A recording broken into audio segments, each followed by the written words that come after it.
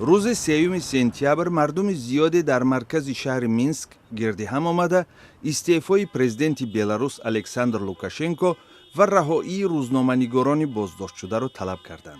هفته گذشته پلیس بلاروس ده ها روزنامه‌نگار را اثنای تهیه گزارش درباره اعتراضهای مینسک بازداشت نموده، تلفن‌ها و حجت‌های آنها را مصادره کرد.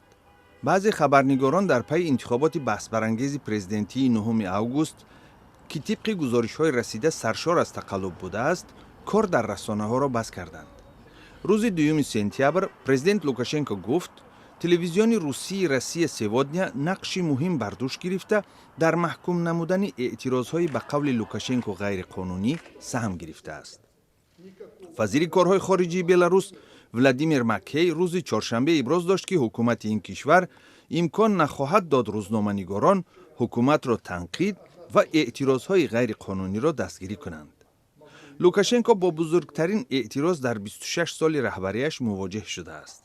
مخالفین پیروزی او در انتخابات پرزیدنتی را اعتراف نمی کنند.